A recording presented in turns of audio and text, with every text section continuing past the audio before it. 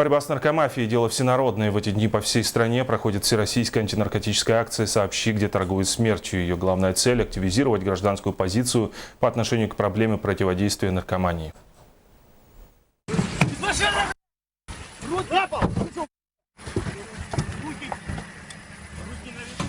Офицеры ОБНОН столичной полиции производят захват очередной группы барыг. Сейчас основной вал трафика составляет синтетические препараты. Причем наркоторговцы пользуются для реализации товара специализированным софтом, скрывающим личность торговца.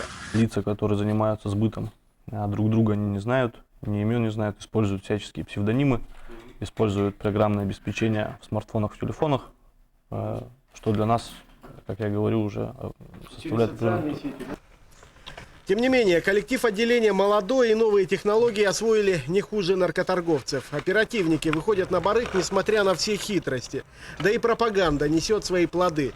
Бдительные горожане сообщают о подозрительных людях. По звонкам граждан в начале этого года, весной, у нас были задержаны распространители наркотических веществ, как сказать, как мы их называем, закладчики, да? То есть люди все равно видят, нам сообщают, что там-то люди делают тайники, да, что-то прячут, что-то ищут. Данную информацию мы отрабатываем. Стоит отметить, что в период одного только первого этапа «Сообщи, где торгуют смертью» ФСКН получили 324 оперативно значимых сообщения от бдительных якутян. Профилактическая акция проходит 2 раза в год, тоже по оперативным соображениям. Соответственно, весной это тот период, когда, как правило, растительные наркотики заканчиваются. Осенью это когда растительная база уже сформирована и начинаются сбыты активные. Соответственно, без помощи граждан, которые имеют активную гражданскую позицию, пресечь преступления в полном объеме мы не в состоянии. С начала этого года в Якутии было зарегистрировано более 500 преступлений в сфере незаконного оборота наркотиков. 50 из них тяжкие и особо тяжкие.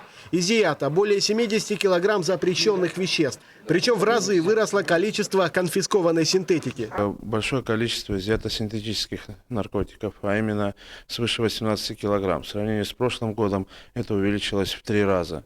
Тем самым наша работа привела к тому, что мы пресекли значительное количество возможных отравлений, которые могли произойти на территории республики. Сотрудники ОБНОН и наркополицейские обращаются ко всем жителям республики. Сообщайте о любой подозрительной активности по номерам доверия МВД и ФСКН по Якутии. Вся полученная информация будет проверена.